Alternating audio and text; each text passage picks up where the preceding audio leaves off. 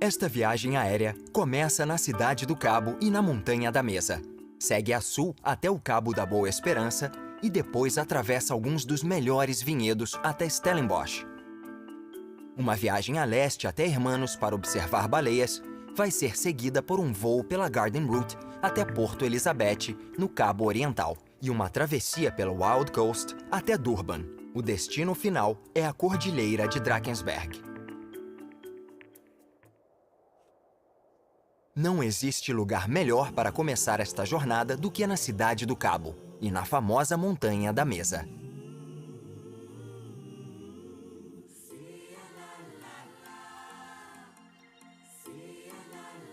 Da montanha é possível ver a cidade toda. Ela mede 3 quilômetros de comprimento e 1.000 metros de altura. A Montanha da Mesa foi batizada por Antônio de Saldanha, o primeiro europeu a chegar à Bahia em 1503.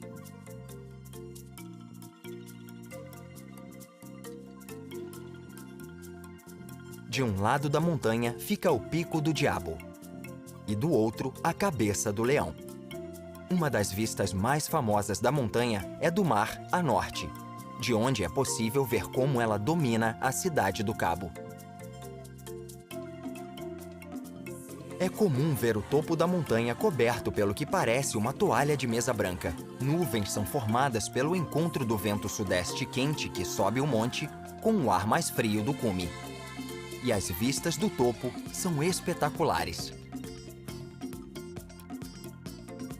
Quem prefere subir do jeito fácil pode pegar um teleférico até o Planalto.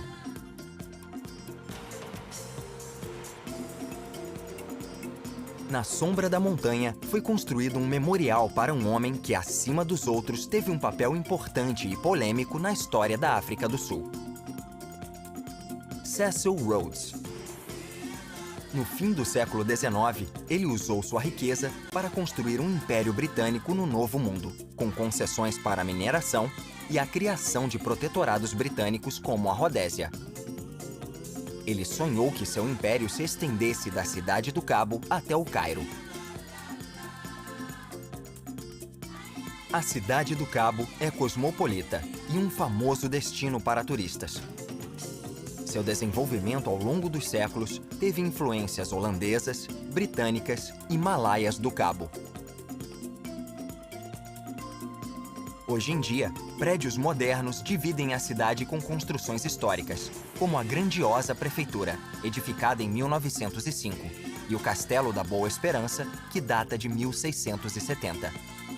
Uma nova construção de destaque na cidade é o estádio de futebol em Greenpoint, na costa. Ele tem capacidade para 68.000 pessoas e foi feito para a Copa do Mundo de 2010.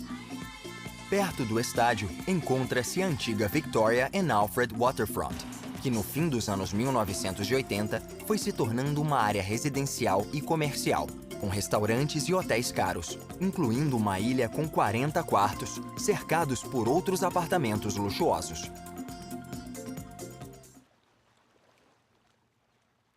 Mas existe outra ilha na costa da Cidade do Cabo. E ela contrasta muito com tanto luxo moderno. É a Ilha Robben, localizada a 8 quilômetros ao norte da capital da África do Sul. Era uma prisão desde o fim do século XVII. Foi aqui que, em 1963, Nelson Mandela ficou encarcerado durante 18 dos seus 27 anos de prisão. Os detentos tinham que fazer trabalhos forçados duros na pedreira próxima à penitenciária e subsistiam com uma alimentação básica. Hoje, a prisão é um museu e a ilha é um patrimônio mundial da humanidade. A última palavra sobre a ilha precisa vir de Nelson Mandela, quando refletiu sobre o tempo que passou lá. É verdade que a Ilha Robben era um lugar de escuridão, mas das trevas saiu um brilho maravilhoso. Uma luz tão forte que nenhum muro de prisão conseguiria esconder.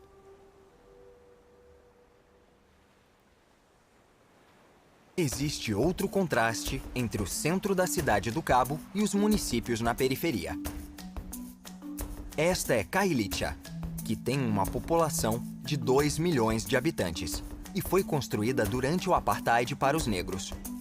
A nova administração está construindo prédios de tijolo para melhorar a moradia. Mas as favelas com casas de teto de latão ainda existem. Mas a história é outra no lado oeste da cidade, onde encontram-se condomínios modernos à beira-mar em Sea Point e na encosta da Cabeça do Leão. Uma das glórias da África do Sul é sua costa, com quase 3.000 quilômetros de extensão e algumas das praias mais lindas do mundo. A Noordhoek é uma delas. São 6 quilômetros de areia branca e mar azul. Mas não se engane por essa beleza, porque uma tempestade transforma um mar em um temeroso turbilhão que, ao longo dos séculos, já levou muitos navios até o litoral. Ao longo da costa, naufrágios enferrujados podem ser vistos e servem para mostrar como os mares podem ser perigosos. Isso acontece principalmente no Cabo da Boa Esperança, onde ventos muito fortes levam navios desavisados a bater nas rochas. O farol de Cape Point substituiu o anterior, que havia sido construído em uma altitude mais elevada. Em 1911, o antigo farol ficou envolto em névoa e a luz não guiou o Lusitânia, um cruzeiro português que acabou naufragando. Não havia farol nenhum em 1488, quando o explorador português Bartolomeu Dias foi o primeiro a atravessar o cabo. Ele construiu uma cruz que depois foi substituída por esta réplica, como um memorial à sua façanha. Marinheiros atuais usam a cruz como um ponto de referência. Os padrões climáticos na região do Cabo fazem muito bem aos vinhedos. A África do Sul é um dos maiores produtores de vinho do mundo desde a colonização holandesa no fim do século XVII.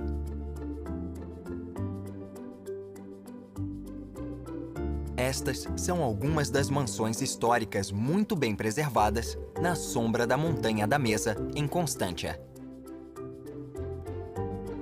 A região vinícola principal fica a leste da cidade do Cabo, em Stellenbosch.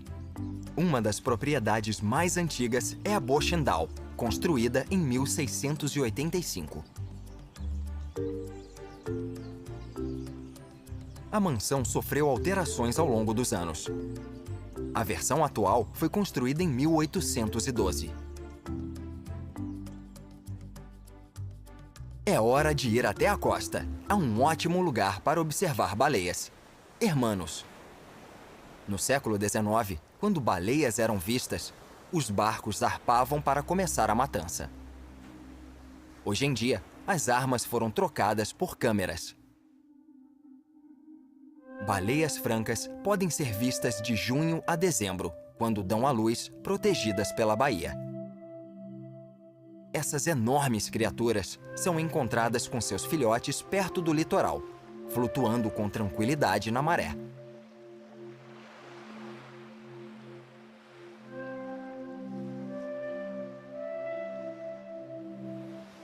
Em alto mar, as baleias saltam para fora da água, um fenômeno que ainda não é compreendido.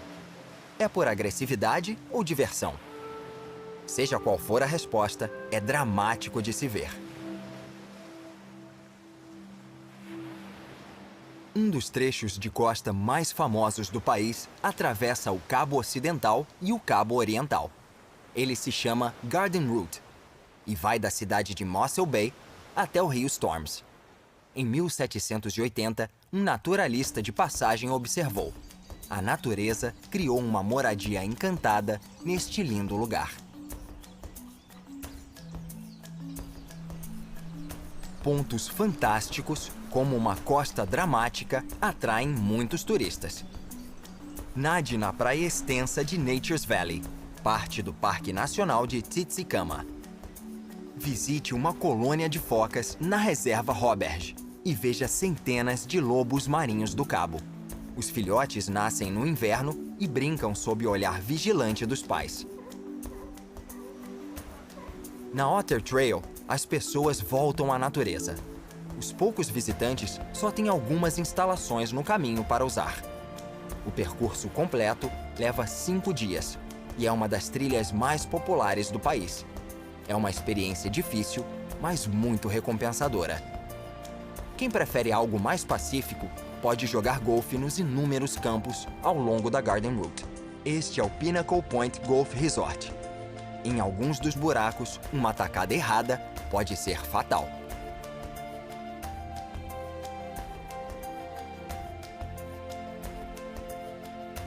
A ponte sobre o rio Blockrans é a mais alta do mundo.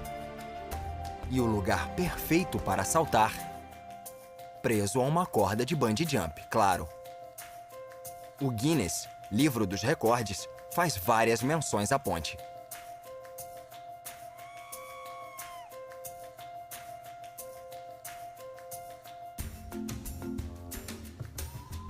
A Garden Route também é muito popular como moradia. Cidades como Plettenberg Bay cresceram e se tornaram resorts de sucesso. Quem tem dinheiro pode comprar casas lindas e modernas no topo de falésias que têm vistas incríveis da costa. Na praia de Notsi, destino de férias há gerações, há uma série de castelos modernos, feitos nos anos 1930. Construídas com pedras locais, as casas começaram a se parecer com castelos. Depois, com torreões e algumas alterações, a transformação ficou completa. Hoje, os 5 castelos são casas particulares e hotéis de luxo. A leste da Garden Route estão a Baía de Algoa e uma cidade que detém 2 títulos. Terceiro maior porto e 5ª maior cidade do país é Porto Elizabeth. No centro fica a Reserva Donkin, rodeada de construções históricas, como o Campanário, erguido em 1923 para comemorar a chegada dos colonos britânicos em 1820. Mas existe um prédio ainda mais antigo, o Forte Frederick, construído pelos britânicos em 1799 para combater uma possível invasão francesa. Uma das construções mais novas é o estádio Nelson Mandela Bay. Com uma capacidade que se aproxima de 50 mil, o estádio recebe partidas de rugby e de futebol, além de shows. Um marco importante foi sua participação na Copa do Mundo de 2010. No norte da Bahia fica o Campo de Dunas de Alexandria, um dos maiores ainda ativos do mundo. O vento deixou marcas na areia que estão sempre mudando. Ao lado das dunas está um trecho de floresta indígena.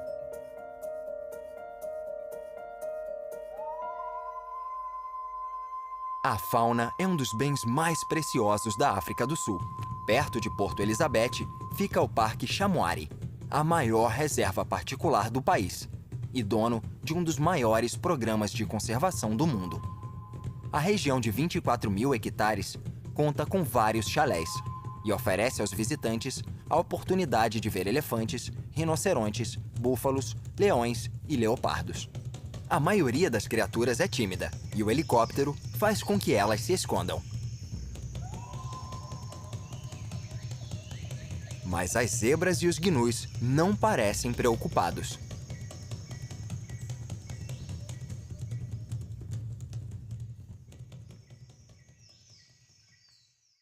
O próximo trecho de litoral é o mais dramático e mais lindo. É a Wild Coast.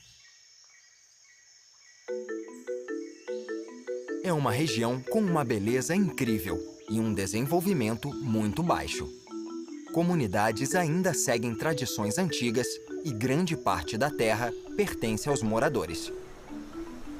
Uma dessas tradições é levar o gado para a praia.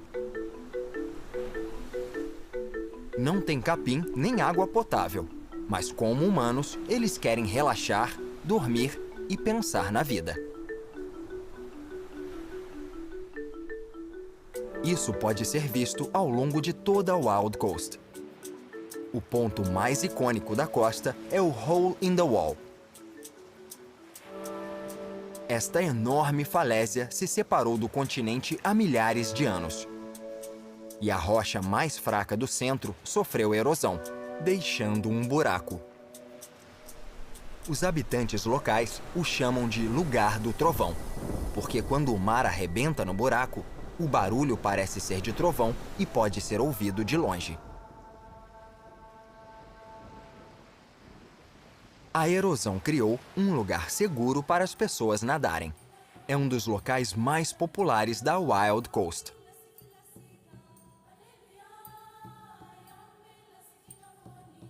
Em uma colina acima da baía, um grupo de mulheres coça lava a roupa do mesmo jeito há séculos. Bastam água doce, um arbusto conveniente e um vento quente para a lavagem. A não ser que chegue um helicóptero para atrapalhar.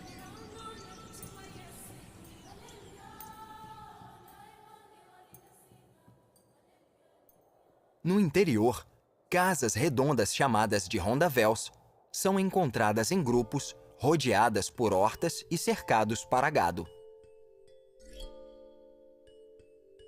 Elas são construídas do jeito tradicional, sapê com paredes de terra e estrume de vaca. Essas casas redondas são encontradas na costa leste inteira. Em alguns lugares, o sapê foi substituído por latão e as paredes são feitas de cimento ou tijolos, mas a forma continua igual. Construídas originalmente sem nenhum serviço, hoje muitos têm acesso à eletricidade e água encanada, com um banheiro no lado de fora.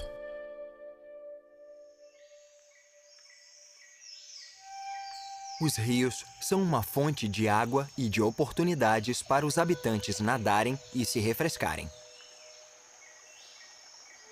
Mas este tranquilo rio dá em uma queda de 150 metros até uma garganta escura. São as cachoeiras de Magua, criadas como consequências de atividade sísmica quando o chão se abriu milhares de anos atrás. O resultado foi esta incrível garganta. No fim estão as cachoeiras, que podem ser vistas de vários pontos. É uma vista impressionante e majestosa.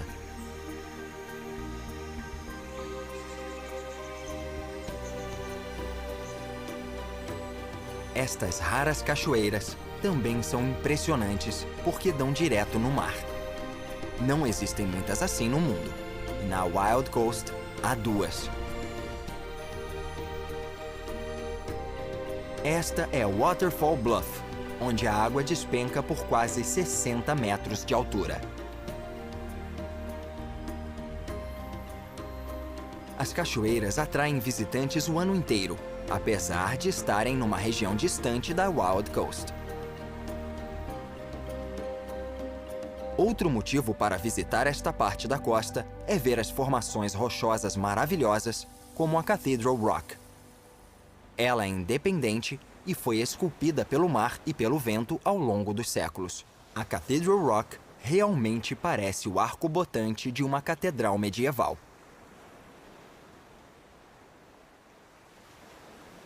Passando pela fronteira, em KwaZulu-Natal, a produção de cana-de-açúcar emprega muitas pessoas em áreas rurais.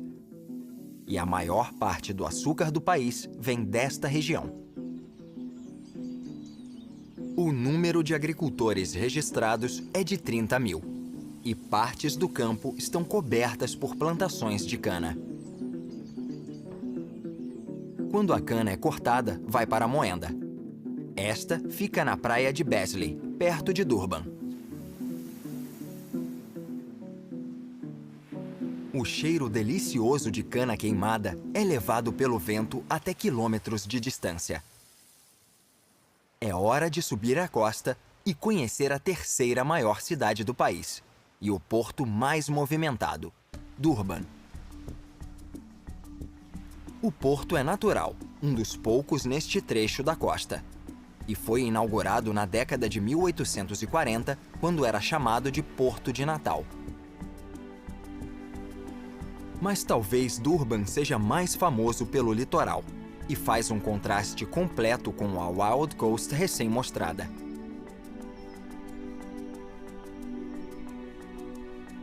todos os ingredientes de um tipo diferente de turismo podem ser encontrados: parques temáticos, enormes hotéis e cassinos. Durban também foi importante para a Copa do Mundo, graças ao estádio Moses Mabhida, que conta com um teleférico para levar visitantes ao topo do arco e mostrar uma vista de tirar o fôlego da cidade e da costa. No interior de Durban está o Vale das Mil Colinas, que faz parte do Reino Zulu, fundado no início do século XIX por Shaka Zulu. Ele uniu tribos usando diplomacia e força. No auge do Império, Shaka tinha um exército de mais de 50 mil guerreiros. Hoje, a região está cheia de pequenos vilarejos e fazendas que pontuam esta bela paisagem e mudaram muito pouco ao longo dos séculos. E durante séculos, o rio Ngeni correu na Howick Falls. Os Zulus chamam a cachoeira de Kwanogaza, que significa lugar do alto.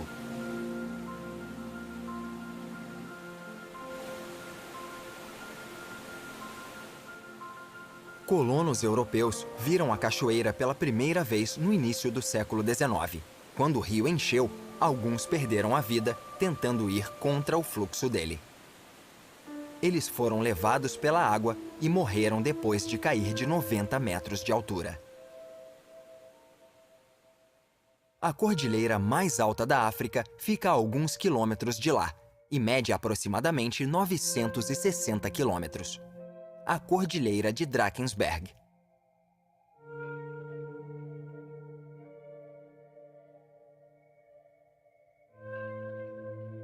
O nome Zulu para a montanha é Umhlanga, que significa barreira de lanças. Em Afrikaner, é Drakensberg, ou Montanhas Dragão. Lá, abutres planam com um ar ascendente. Ao norte, é possível encontrar outra formação rochosa natural espetacular, o anfiteatro. É uma das vertentes mais impressionantes do mundo e é o destaque do Royal Natal National Park.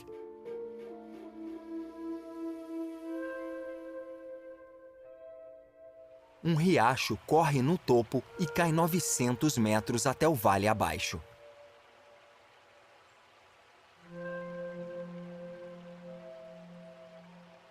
As cataratas do Tugela são a segunda maior cachoeira do mundo. Ficam devendo apenas 30 metros para o Salto Ángel, na Venezuela.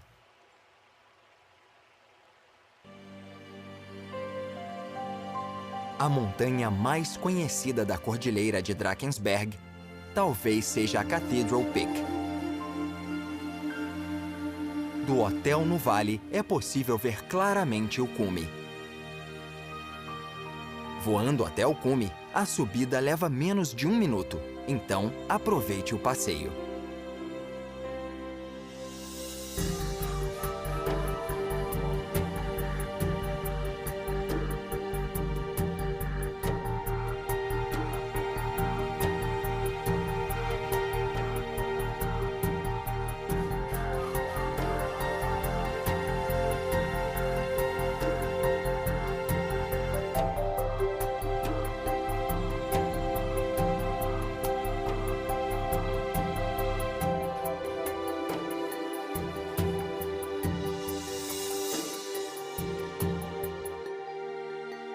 A vista do topo de Cathedral Peak é espetacular e é o lugar perfeito para o fim desta jornada.